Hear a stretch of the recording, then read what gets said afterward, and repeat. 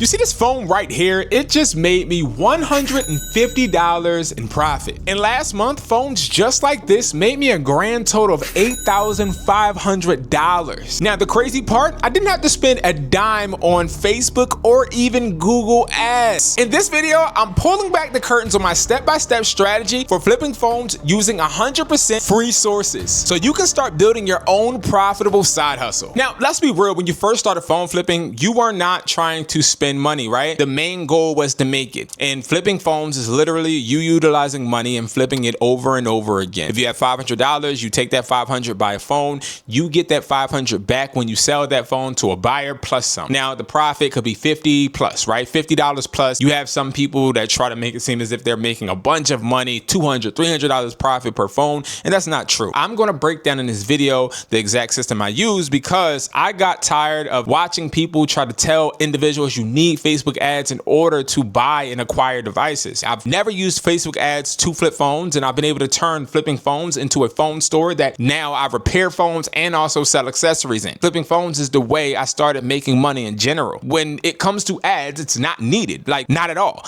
You can use it, but you're going to be competing with businesses around you. Do you have the spending power to compete with your neighborhood wireless store? The main point is you don't want to compete with other people that may have the funds to actually fund those ads. You want to get these customers organically. You have to know the art of negotiation, and you have to know how to get people down and talk them down. Pawn shops rarely create ads saying sell us stuff because they already know that people that need them will come into the store. And it's the same thing with phone flipping. I want to be the person with the leverage. I don't want to attract people that have leverage already. And it hurts you because you're sitting there trying to persuade people to sell you the device when they already know you want to buy it and you're going to buy it at my price point. So we have to really reprogram our brains and try to close deals instead of begging people to sell us phones. Now, before we even start thinking about buying phones, we have to figure out which one we're going to actually buy, because there's two types that I would recommend: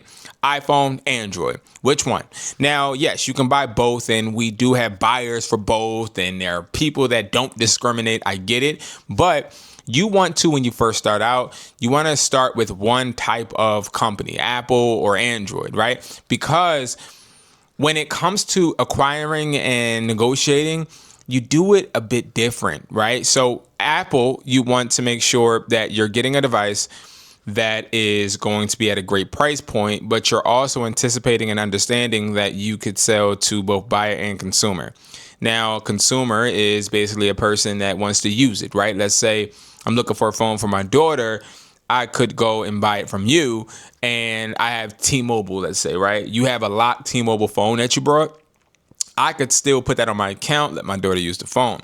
Now, when it comes to Android, it's similar, but Androids, they do not hold their resale value. So if you're buying a device that's an Android, you want to make sure you're not buying an A15 or an A21 or a phone that is one of the affordable cheap models, because it's not going to sell well on the consumer market. Now, when it comes to buyers also don't offer a lot of money for Androids, but Androids are really good to buy if you have somebody selling them in bulk, and also there are a lot of them on the market. iPhone, there's a lot on the market, but they are always recycling and being brought over and over again, right?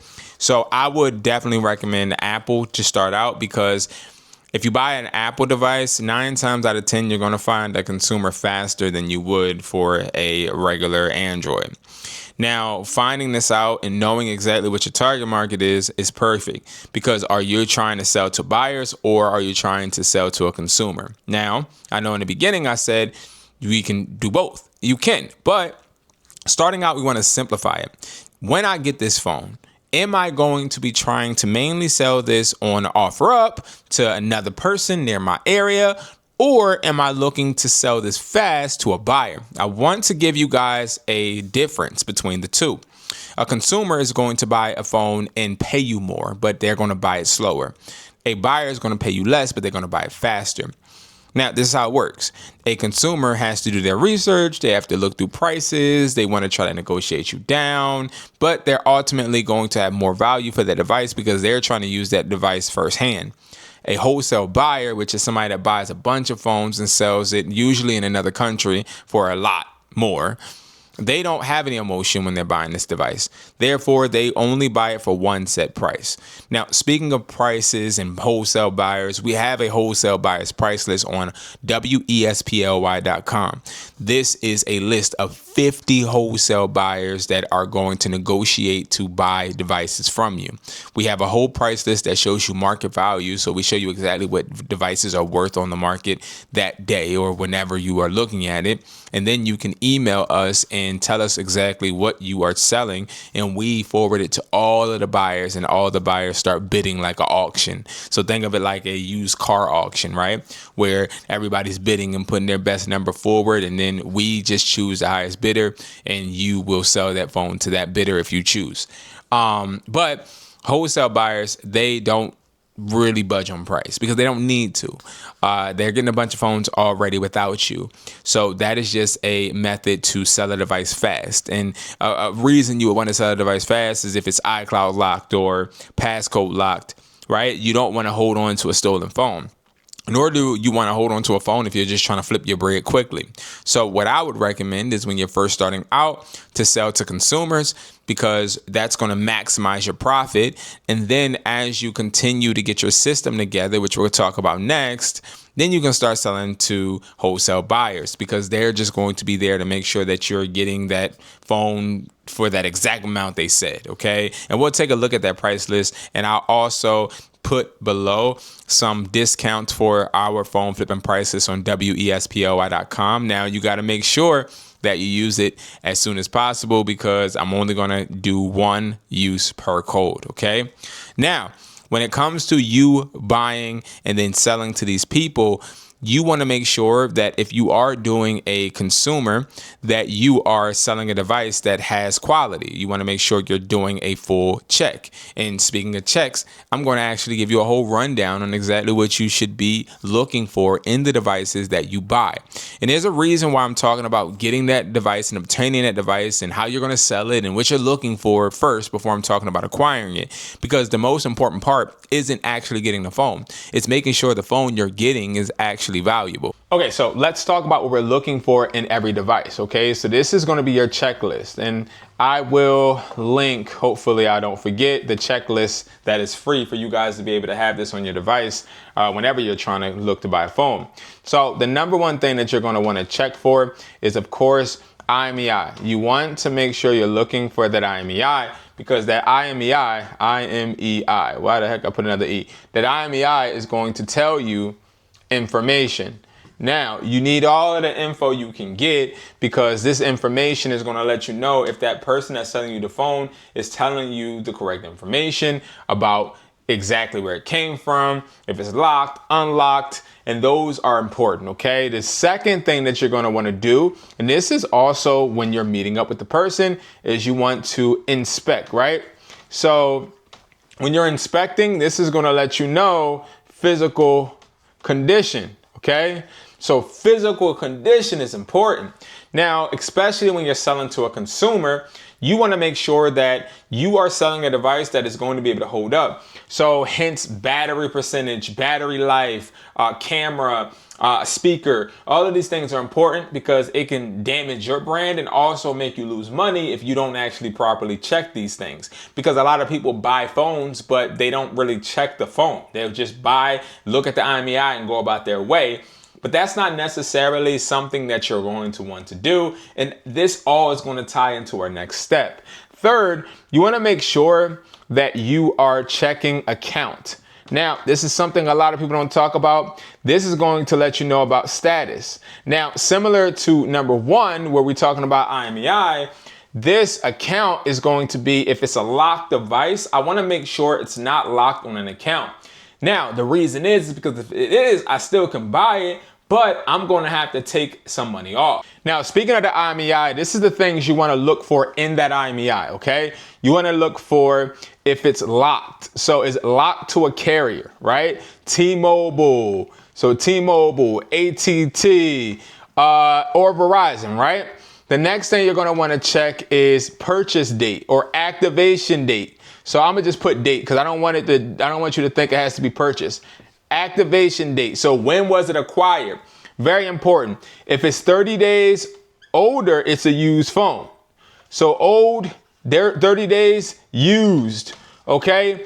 Very important, because some people try to sell new phones that they're actually sitting on, but if it's 30 days old, it is used. So you pay the used price, okay? Third, you want to make sure that you're checking the blacklisted section. Is it blacklisted? Now, when we're talking about blacklisted, this is important, because what people do is they'll do insurance claims on their devices. And when they do the insurance claim on their device, this blacklists their old one. So this is how it works, right? So I have people that come into my store all the time.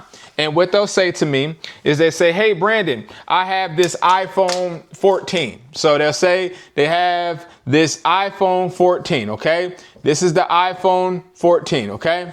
Now, they say, we want to trade this in, or we want to sell it to you. I say, okay. I always ask, or I assess, what phone do they have? So what phone do they have? So I'll be like, hey, so what phone you got? Like, you giving me this, what you got? If they say they don't have one, you already know that they most likely are doing an claim. So an insurance claim, you could do it through Assurant, and it's basically trying to say, hey, my device is damaged. So what they do is they lie and say this is damaged, right? So that the company, Assurant, can send them a replacement, okay? So they send in a replacement to replace this device. They sell this device to us, okay? So we get the device, right? And when we get the device, guess what? T-Mobile or whatever company blacklist this, because they're like, oh, this is no longer active on our network. So then you end up with a blacklisted device that can't be used on T-Mobile, and they end up with the same phone plus your money. So you got to make sure that the device is not blacklisted, okay? And also make sure you ask those discovery questions. What phone do you have currently? You know what I mean? What phone are you using? Like, those are like the questions you want to ask when you're checking the IMEI. All right. Is it locked on an account? Is this a locked phone? Now, the reason you want to ask, is it locked, is because of this. You have phones, right? Now, every phone has to connect to a tower. Okay. So this is the tower. Okay. Now you have unlocked, and then you have locked. Okay. Now a locked device and an unlocked device, let's go over some characteristics. Stuck. Okay. On a carrier. Okay. Can be used, unlocked, can be used anywhere, on anything. Okay. Worth more money. Okay. Worth less money. But hold on. More buyers are going to buy a lock phone. Less buyers. Why? Why? Well, less buyers are going to buy unlocked because guess what? Unlocked phones cost them more money. They don't want to pay more. They rather pay less. They rather pay less. So you're going to easily be able to get the customer with a locked phone because they probably want to get the iPhone 17 on their account but can't afford it or don't have the credit. So they'll go ahead and they'll buy this locked phone from you before they buy this unlocked because you'll probably have to charge them $1,000 for the unlocked. That's why I recommend always buying locked phones first. Okay? Always buy locked phones first. Do not get unlocked phones because these unlocked phones are going to cost you more money because you'll sit on them longer. And you're better off buying it and selling it to a wholesale buyer or a wholesale seller instead of selling it to a consumer. Lock phones get you more people that are looking in the marketplace for phones that are stuck to their carrier so that they can use it on their plan and not have to pay monthly installments. that's where you win. So now that I went over a lot of the basics when it comes to what to check for, the difference between locked and unlocked, and also the blacklisted, right? I'm gonna go into the next section that we talked about, which was the physical, right? So physical, right? You wanna make sure that you're checking camera. You wanna make sure you're checking speaker and battery, screen, okay? But when it comes to camera, it just gotta work, right? It just gotta work. Speaker, it just gotta work. Screen, just gotta work. Battery though, you want it to be over 85%. If it's under that, they gotta cut, so it's negative money. If it's over it, then we're good. We good. You know what I mean? We good. But if the battery is under 85%, we take a deduction. Now let's talk about pricing, okay? Because this is important. Pricing is important because when you are getting a phone, all right, when you're getting a phone, negotiating is key, but you gotta understand your price, okay? Now, we're gonna say that there's a guy trying to sell a phone to us, okay? And let's say the phone that he's trying to sell is, we close the deal for $200. Stick with low, $200, okay? Cool. So I'll buy that phone from you for $200. But let's say his phone is a newer device, but it doesn't have the box. If it doesn't have a box, that would be a deduction of $50. No box, okay? Now you can make the deduction whatever you want, but I'm going over what the buyers in our price list deduct, okay? If the phone doesn't have the plastic on it, negative 20, no plastic, or no charger, okay? Now, another deduction, guys, that you can do, 85% low, so it's not on 85, it's lower than 85%, deduct $10, okay? Now, this helps you make sure that you're not putting yourself in a trick bag when you're trying to sell it to a consumer or a buyer. There's always a benefit to having deductions, okay? And this is something you can use as your bullet points when you're negotiating. Now I'm gonna create another video for phone flipping and negotiating and the art of negotiating, because it does get a little bit more in depth. But when you are looking to buy these phones, the one thing you wanna do, and it helps you without using ads, is knowing what phones you want to acquire first, okay? Now, let's talk about how to actually get these phones without any ads. Now, I have 3 ways that I get phones, okay? So, get phones, okay? Number 1, okay, is going to be OfferUp.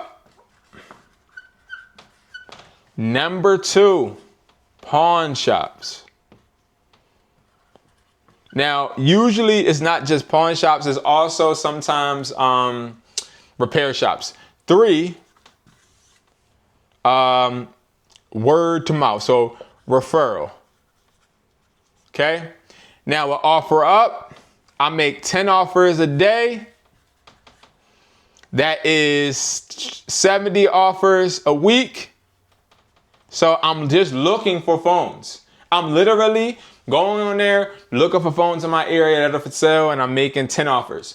This is going to help you because of the law of averages. The more shots you put up, the more you could make, right?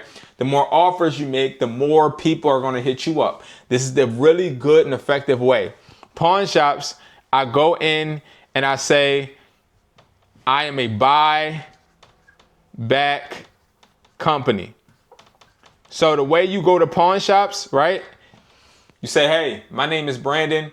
I am somebody that buys phones in the area. I buy them from stores, and I see that you're a pawn shop. Do you come across cellular devices? They're going to tell you yes, but they don't buy them most likely because they don't know the pricing.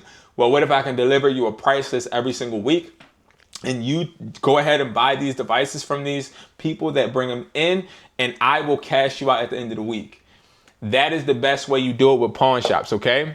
And then referrals, you charge, I will pay you, pay finder fee.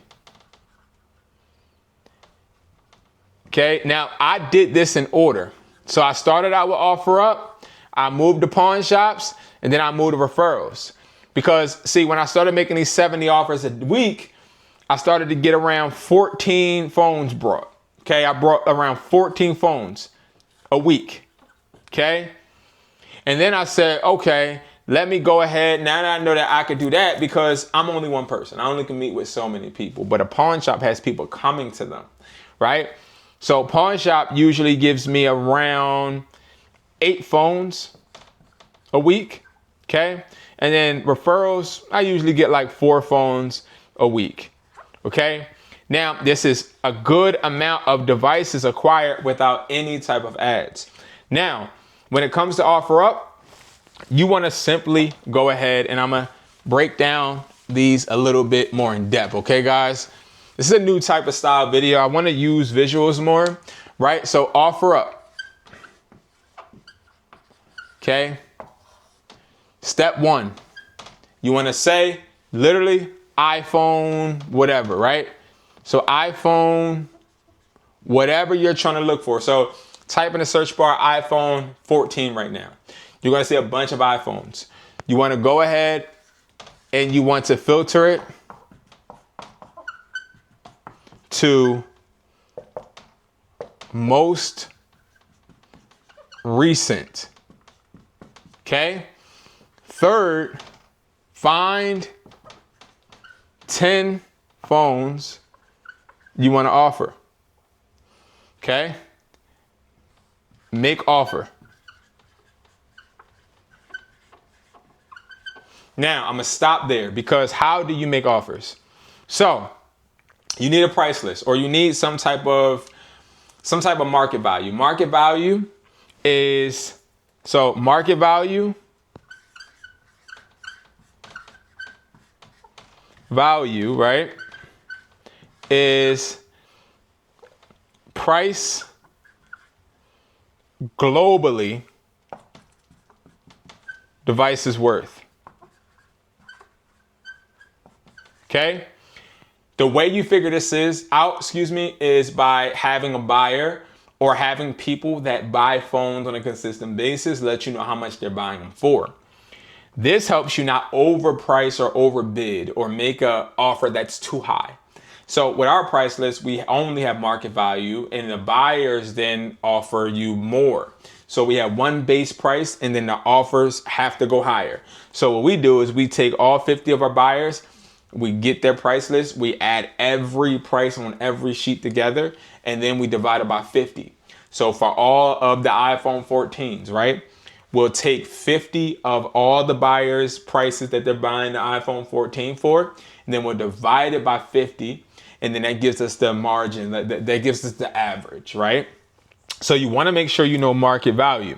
Now, once you know market value, this is how you're going to slide into their DM. So let's say the iPhone 14, prime example, right now, the market value is $275, okay? But what I know is that, let's say no, the market for the iPhone 14 is more so like 5. So it's like $250, but that's the market value. I don't want to pay market value. I want to pay under market value. The main goal is that we want to pay under the market value. We don't want to pay the market value. We want the buyer to pay us market value or higher. So we're going to subtract what we want our profit to be. Profit should always be around $50 to $100. We're going to say $50 because this is already low. If we said $100, then we would be buying the phone at $100. That's not even no negotiating room, right? So we're going to say 200 is what we want to buy the phone for. So now if it's 200, I know I'm not going to just slide in a DM or slide in a direct message and say, hey, I'll offer you 200. I'll go ahead and deduct a $20 negotiating room. So negotiating room, right? So that means 180 is going to be the price that I would slide into their messages and say. You can use this little structure for anything though, for any phone, right? So this is the formula I've used, and it has generated me over about $30,000 in the third quarter. I have not done my yearly total for phone flipping yet, but here's what you do. You do market value, okay? And then you do minus profit, okay? That equals offer, okay? Then minus negotiating room.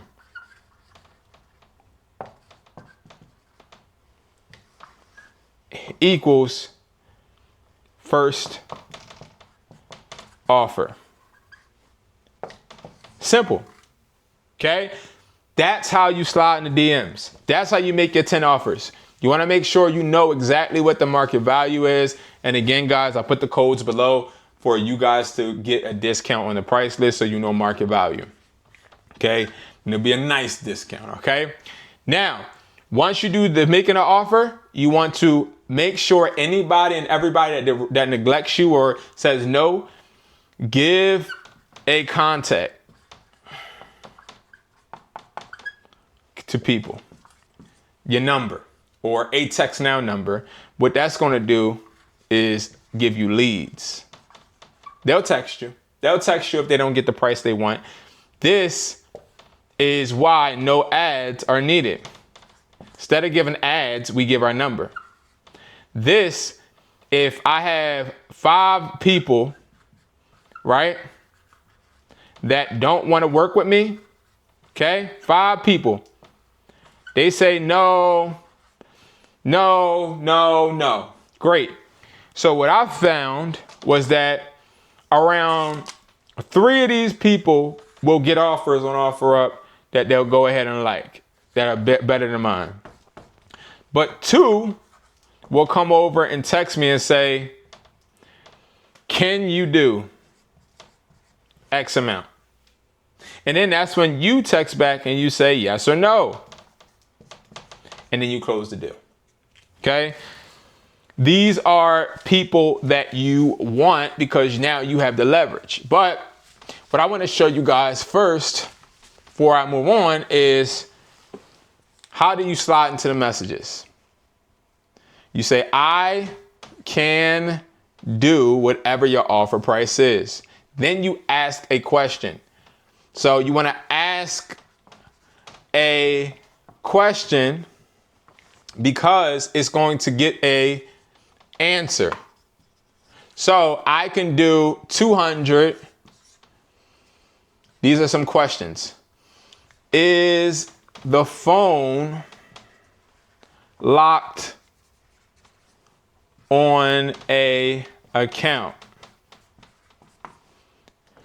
Do you have the box? And another thing that you could do is put right at everything, right? So you could say, this is cracked, right? That's assuming, right? Once you assume, people automatically feel like they have to interject and correct you. Remember, we want to get as many answers as possible. You're not going to just get a bunch of answers your first time doing this. You're going to have to learn how to negotiate. And again, I'm not going to go too in depth in that because that'll make the video even longer. Now, once you utilize this OfferUp tactic, you're going to see that you don't need Facebook at all. Facebook, see, here's the difference between OfferUp and then you have good old Facebook, okay? Facebook, older people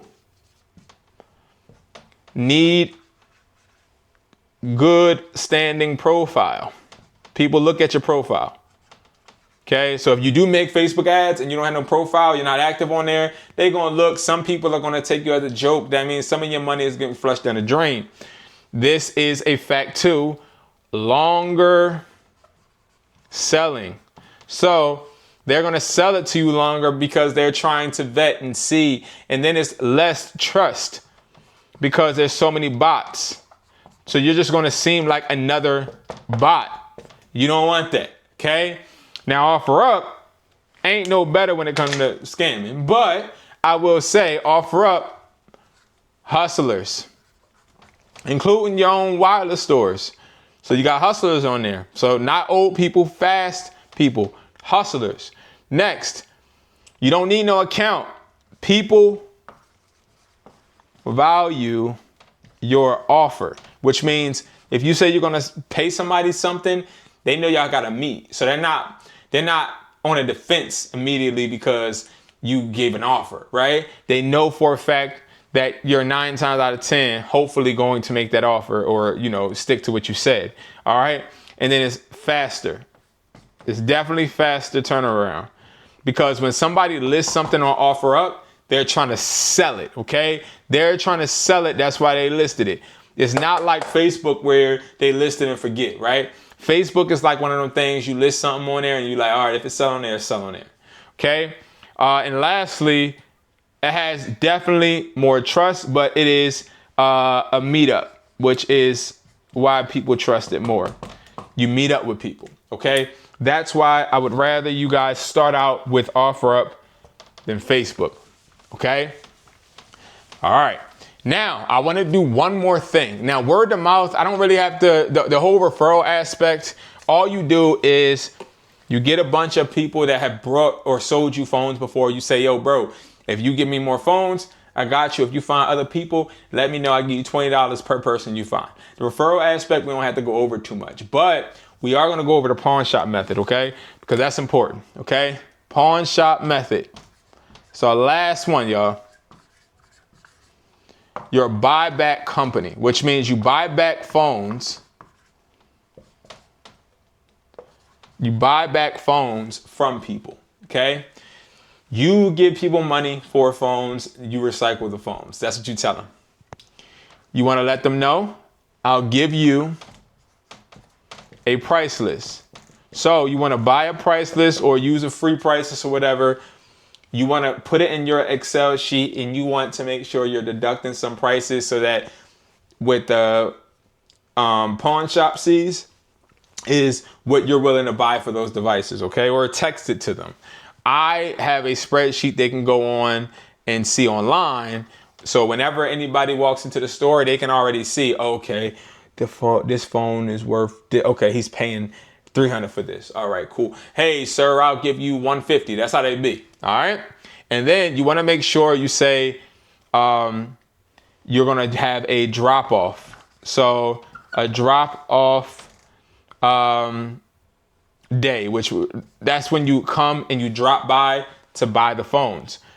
Also, the way you can utilize a pawn shop is have other customers, so your customers come in and they buy the phones for you, and that's when you get a little bit more trust with them. All right, but guys, let me know if you guys want part 2.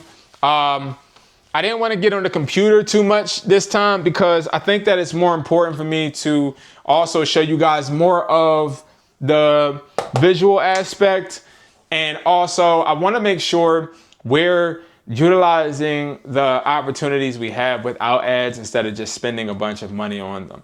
Thank you guys so much for watching. If you like this video, make sure you like it. Make sure you guys subscribe. I got so much more content coming. I appreciate you. Leave below, comment right now if you guys have ever bought a phone without Facebook ads, okay? Have you ever bought a phone without Facebook ads? If you don't know, when you comment below on my video, you're entered into a raffle that we're doing on November 20th for a free pair right here, a free pair of pods, okay?